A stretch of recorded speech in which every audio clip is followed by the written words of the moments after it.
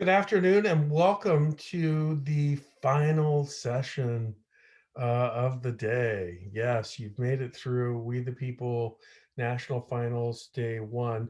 My name is Tom Vance. I'm a professor of education at Kansas State University, and we look forward to a great conversation today.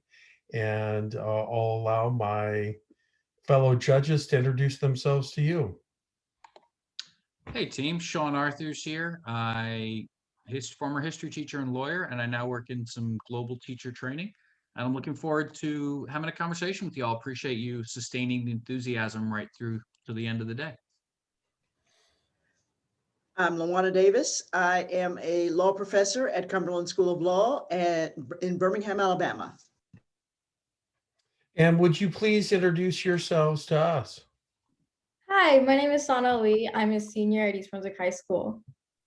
Hi, my name is Jordan Baker. I am also a senior at East Brunswick High School. Hi, my name is Nidhi Joshi, and as you can guess, I'm also a senior at East Brunswick High School. Hi, I'm Rahul Malhotra, and I'm also a senior at East Brunswick High School, and this is our teacher, Mr. Mondry. Good afternoon. Thanks so much, Mr. Mondry and Mr. Brabham, for bringing your team to the national finals. We look forward to a great conversation in Unit 6 today. And here are some questions that will guide that conversation. Thomas Hobbes noted that life in a state of nature is solitary, poor, nasty, brutish, and short. How has the human condition changed over time, and how is that change reflected in our expectations of government? Should the principles of natural rights or classical republicanism guide policy changes designed to improve the condition of all people?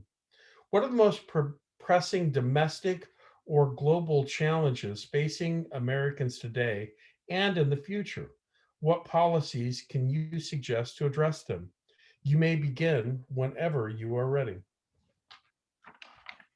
The human condition improves over time as we grow in health, tolerance, and globalization. Previously, it was defined by Hobbes as a society acting solely in self-interest. Technology and healthcare advances have increased life expectancy from 30 years to over 72 years. The changes we listed above are reflected in our expectations of government. According to Jürgen Habermas, a modern philosopher, by entering into social relationships, we can develop the interiority of our own person. Government and society is essential to modern individuals, so we expect more from our democracy. We look to build upon the political rights recognized by our social contract, the Constitution, and look for positive rights to benefit the people. One of these positive rights is healthcare, a right recognized by many governments, but not the US, in which 63% of adults felt the government was responsible for coverage. Classical republicanism should guide policy changes that improve the condition of all people because the willing sacrifice of rights is done to benefit everyone. Natural rights can also improve people's lives by catering to the individual. Healthcare, welfare, environmental, educational, and technological programs use classical republican ideologies of sacrifice for the common good and civic virtue. The Affordable Care Act, or ACA, ensures access to affordable health insurance to over 20 million. We believe in increasing the ACA premium tax to help eligible individuals with low-income health insurance with refundable tax credit. Social Security embodies the common good as an effective anti-poverty program with a socialized burden, giving up money for the benefit of others. We believe in raising the payroll tax rate and ceiling on Social Security taxes, as the Committee for a Responsible Federal Budget says it could close the 75-year shortfall by 30 to 180%. Tax increases result in higher payments, but more people would receive benefits. Natural rights ideas can also be an integral part of these socialized programs. For example, in Goldberg v. Kelly, the court declared government benefits a property right, ensuring people a hearing prior to termination of welfare.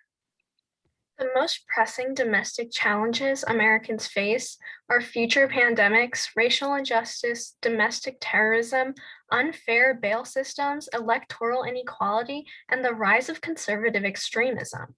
We should invest $20 billion a year into public health systems to help with hospital surges, resources, and real-time research for future pandemics. If states don't mandate stay-at-home orders, there is a possibility that the number of deaths will go up, according to Dr. Anthony Fauci.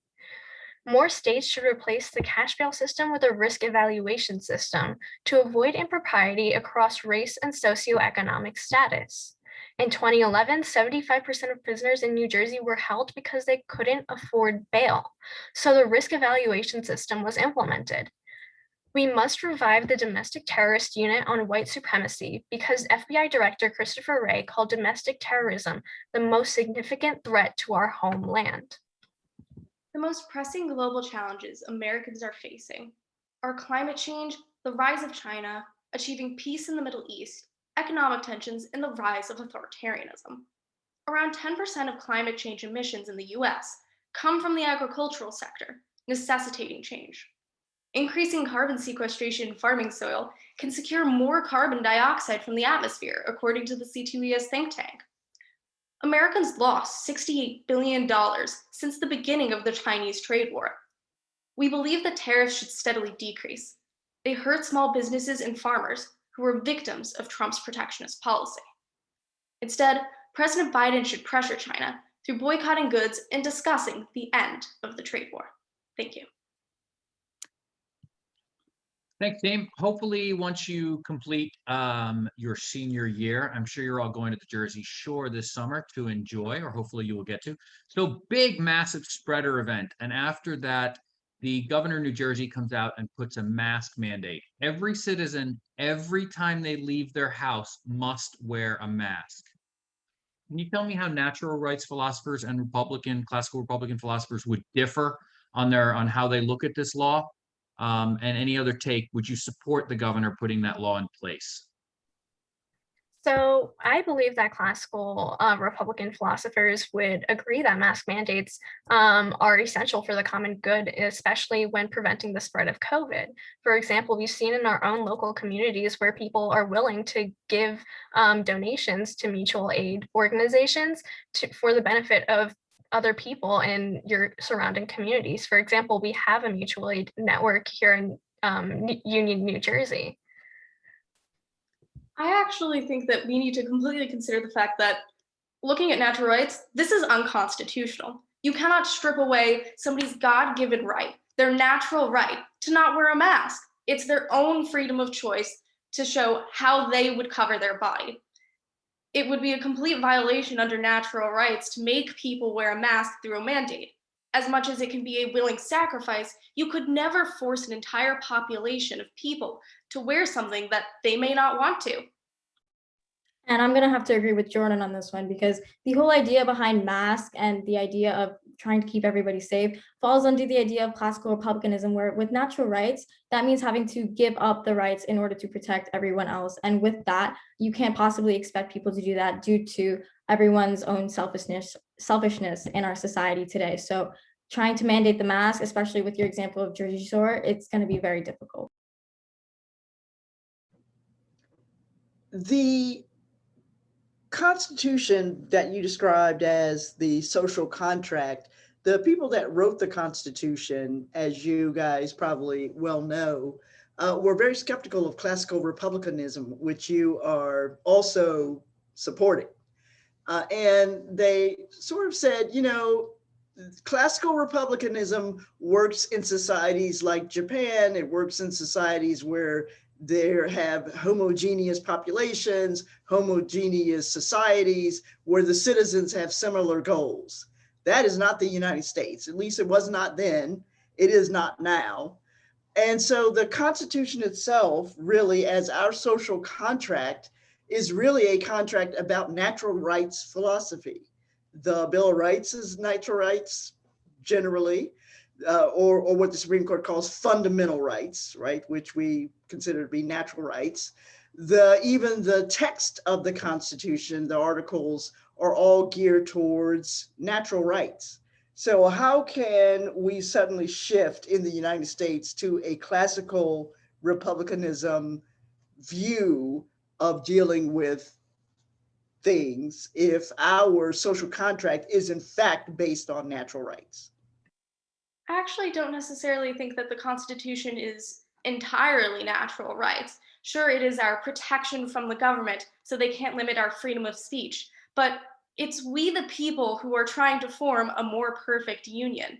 Today in the US, we are, as much as we are diverse, based still in our faith in liberty and equality. And our goal is to try to bridge the gaps as we see them. I mean, we see women, Black women, who are 4 times more likely to die in childbirth. There are clear disparities in things like healthcare, but with the rise of the Black Lives Matter movement reappearing this summer with over 26 million people participating, we see that although we may not have originally thought that people in their could have in the goodness of their heart come together for these things, as much as we stand divided, we come together. I actually disagree with Jordan that do believe the majority of the Constitution is geared towards projecting natural rights for the citizens. And so I believe that instead of making a sudden change to classical republicanism, it's important to also implement classical republicanism ideas while keeping those natural rights. For example, using the common good in society to help the general population. We talked about mask mandates before. Just wearing your mask could help others to stop the spread of COVID. So let's institutionalize some of those natural or some of those social ideas of classical republicanisms.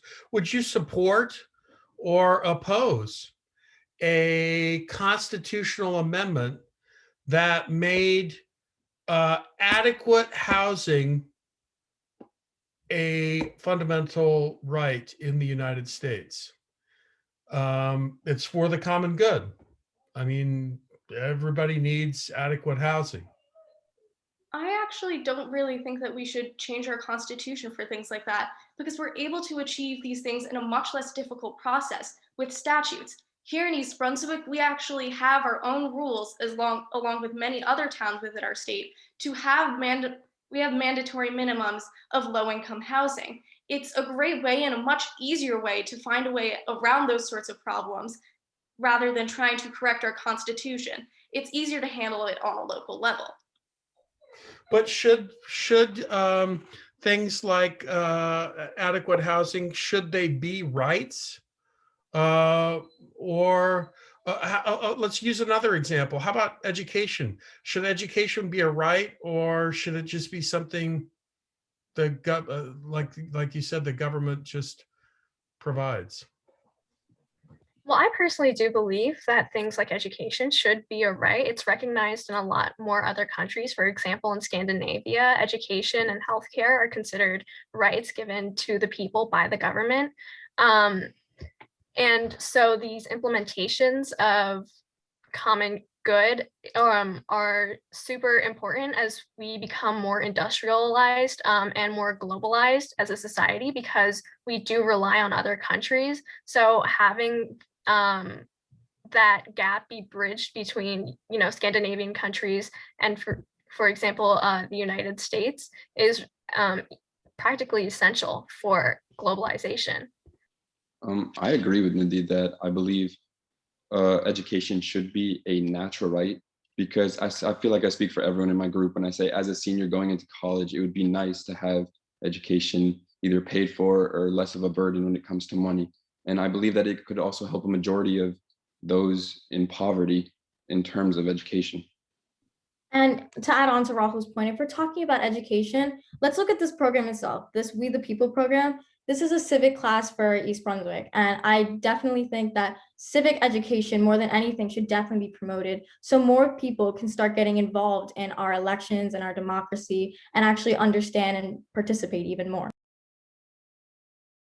Yeah, when we look at these concepts as mandatory, we can really see that we're improving the quality of life, the human condition, as much as we might not be able to mandate this as a right federally. May I finish my statement? Yeah. Thank you. As much as we might not be able to make it a right federally, we can do it within our states and within our towns. Thank you very much, New Jersey. An excellent examination of a broad range of issues. I was trying to lead you down the pathway of articulating the difference between negative rights, which the Constitution primarily protects, and positive rights, and what the difference is between those two things, and philosophically, at least anyway, people have discussed differences, but you gave some really good examples of where positive rights have been protected, even inside the United States, right? I mean, there are some states that state constitutions that protect positive rights, and I suppose depending upon how you look on some of the federal rights that we have, you could argue that at least there's at least a couple there as well. So I thought you did a really good job and good work. Thanks, team. I have to say a couple of wish we had a lot longer to talk, especially since you identified so many global and domestic issues that we could focus on. And I had, I mean, I had a running tally of about 50 billion because we had 20 billion for this. So I wanted to know I wanted to know so much more. I really appreciate how you challenged the premise of one of the questions around a constitutional amendment. I thought that was great.